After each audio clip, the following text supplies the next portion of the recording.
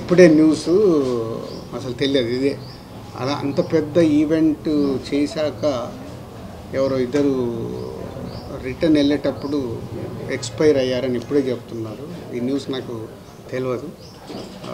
అందుకే కళ్యాణ్ గారు కూడా చాలా ఇంత పెద్ద ఈవెంట్ చేసినప్పుడు ఎవరికి ఏమైనా నాకు బాధగా ఉంటుంది. దీన్ని అవాయిడ్ చేయటానికి కూడా కళ్యాణ్ గారు అడిగారు, లేకుండా ఏమైనా వెళ్ళొచ్చని. లేదు సార్, మాకు ఒక ఈవెంట్ కావాలని నేను చరణ్ గారు అడగడం జరిగింది. సో ఇప్పుడే చెప్తున్నారు. సో వారి ఆత్మకు శాంతి చేకూరాలని, అలాగే ఆ రెండు ఫ్యామిలీలకి నేను సపోర్ట్గా ఉంటూ వాళ్ళకు ఫైనాన్షియల్గా కూడా నేను పంపించి ఒక 5 lakhs ఇమ్మీడియట్లీ పంపిస్తాను.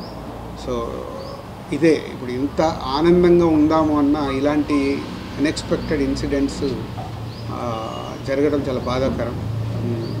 సో వారికి కావాల్సిన హెల్ప్ నేను చేసి తప్పకుండా ఫ్యామిలీస్కి నేను నిలబడతాను. Thank you sir. పక్కన పెడితే ఇంత టెన్షన్లో కూడా సంక్రాంతికి వస్తున్న ఈవెంట్లో ప్రెస్ మీట్లలో చాలా జోష్గా కనిపిస్తూ ఆడియన్స్ని సేవ చేసే ప్రయత్నం చేస్తూనే ఉన్నారు. ఇంత ఒత్తిడిలో కూడా మీరు సినిమాను ప్రేక్షకులకు తీసుకురావడానికి మీకు మోటివేషన్ దాకా చెప్పారు పవన్ కళ్యాణ్ గారు. సో ఆ ఫోర్స్ కాకుండా ఇంకేముంది? నాకు అదే మెయిన్.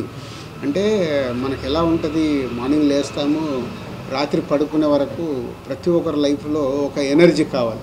ఆ ఎనర్జీ ఫ్యామిలీ ఇస్తుంది, పిల్లలు ఇస్తారు, స్నేహితులు ఇస్తారు, మన ప్రొఫెషన్ ఇస్తుంది. ఆ ప్రొఫెషన్ని నేను అన్నిటితో పాటు ఆ ప్రొఫెషన్ ఎక్కువ లవ్ చేసి yes I want come back. నేను ఎందుకు సక్సెస్ పర్సంటేజ్ లాస్ట్ 5 yearsలో తగ్గిపోయింది అనే దానికి సినిమాల మీద పనిచేస్తూ ఆ ఎనర్జీ తెచ్చుకుంటూ చేయడం. మన ఈవెంట్లో మీరు 2 తెలుగు రాష్ట్రాలకు సంబంధించిన అంశాలు ఉంటాయన్నారు. ఈవెంట్లో పొలిటికల్గానా అది మీరు సినిమా చూసినప్పుడే మీరు అది థ్రిల్ ఫీల్ అవుతే బాగుంటుంది. పవన్ కళ్యాణ్ గారు ఎనర్జీ అని చెప్పారు.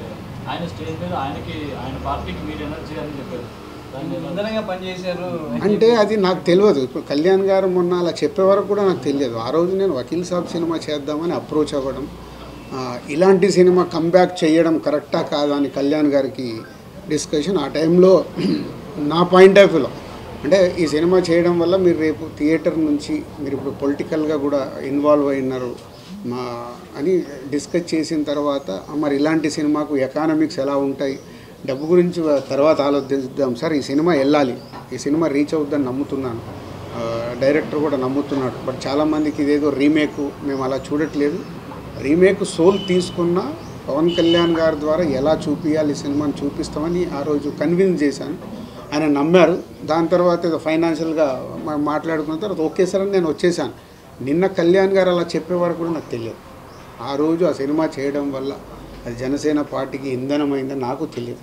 అందుకే మీరు ఆ విజువల్ చూస్తే నాకు ఆ టీయర్స్ వచ్చేసాయి. ఏంటి నిజమా ఇదని? అంటే లైఫ్లో చాలా మూమెంట్స్ మనకు తెలియకుండా జరుగుతాయి. బట్ ఆ కళ్యాణ్ గారు అది గుర్తుపెట్టుకొని అలా చెప్పడం అనేది ఆయన కాళ్ళకు దండం పెట్టాలంతే. ఒక డిప్యూటీ సీఎం, ఒక లీడర్ అయింది, నా పార్టీకి ఇలా ఇంధనం అయింది అని అంటే ఇట్స్ ఎ గ్రేట్ థ్యాంక్ఫుల్. మామూలుగా అయితే ఎవరు చెప్పరు, ఎందుకు చెప్పారు. బట్ ఆయన అంత పబ్లిక్గా చెప్పాడంటే ఆ సినిమా నా పైన ఉన్నది, ఆ రోజు జరిగిన మూమెంట్కి ఆయనకు పాదాభివందనం.